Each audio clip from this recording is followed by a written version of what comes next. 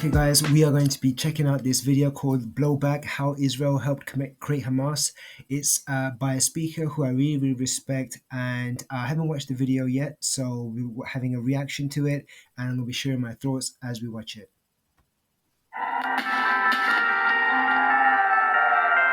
The Palestinian militant group Hamas has carried out brutal acts of terror against Israeli civilians, and Israeli and American leaders are always keen to tell us how dangerous and evil Hamas is. The inhumanity of Hamas. I have no sympathy for Hamas. That keep shelling Israel with thousands of rockets and mortar shells. But what if I told you that Israel helped create Hamas? Okay. This will be interesting to watch. Officially, Hamas, which is the acronym for an Arabic phrase meaning Islamic Resistance Movement, was founded in 1987 at the start of the first Palestinian Intifada, or uprising against the Israeli occupation. But its roots were planted much earlier. The Hamas founder, Sheikh Ahmed Yassin, was a half-blind, disabled Palestinian cleric and member of the Muslim Brotherhood. The Brotherhood had been repressed by the Egyptians in Gaza prior to 1967. But once the Israelis invaded and occupied the Strip, they didn't just turn a blind eye to these Islamists, they encouraged them. See, the Israelis, especially right-wing Israelis, wanted to undermine the power of the dominant Palestinian political force at that time, the nationalist PLO, at the heart of which was the secular Fatah party of Yasser Arafat, their bête noire. I remember this guy. بغصن الزيتون في يدي وببندقية الثائر في يدي.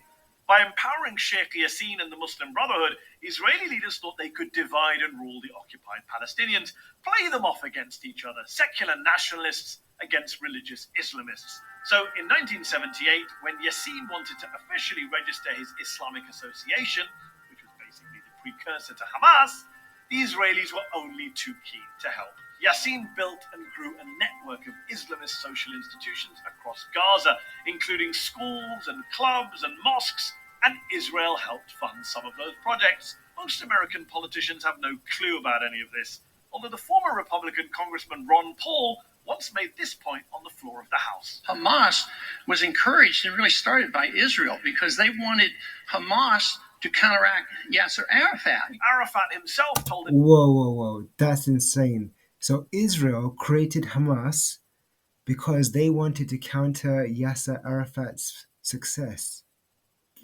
This can't be real. The Italian newspaper, quote, Hamas is a creature of Israel. He even claimed that former Israeli Prime Minister Yitzhak Rabin admitted as much to him, calling it a fatal error.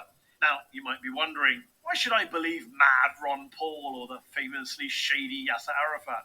Well, you don't have to. You can believe top Israeli and US officials who've basically owned up to all this. Brigadier Yitzhak Segev, for example, who was the Israeli military governor in Gaza, and later told a New York Times reporter that he helped finance the Islamic movement. The Israeli government gave me a budget, he said, and the military government gives to the mosques. Colonel David Hakam, who worked in Gaza in the late 1980s as an Arab affairs expert in the Israeli military, has admitted that the original sin was Israeli support for Yassin in the late 70s. But at the time, he has argued, nobody thought about the possible results. Well, Avner Cohen did.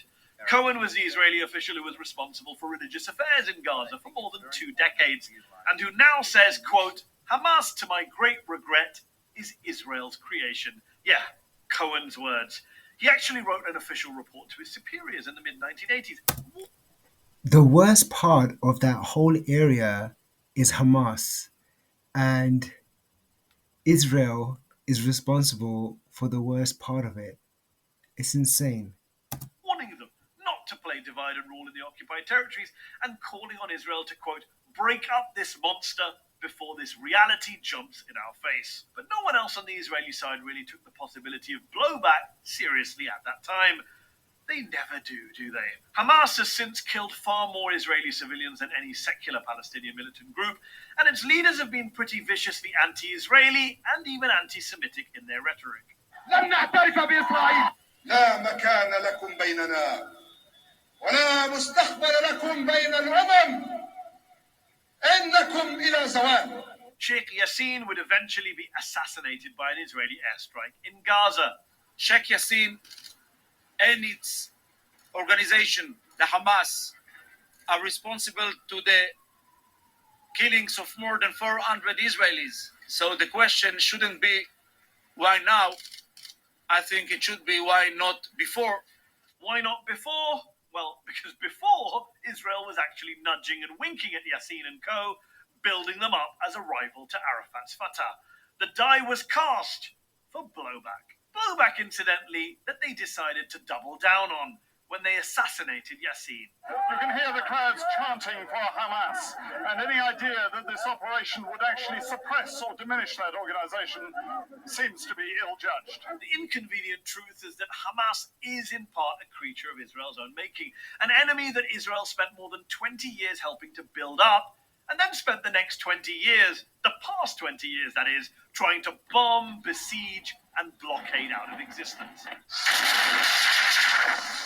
The three Gaza wars fought by Israel against Hamas since 2008 killed around 2,000 Palestinian civilians and a dozen Israeli civilians. That's the real human cost of Blowback.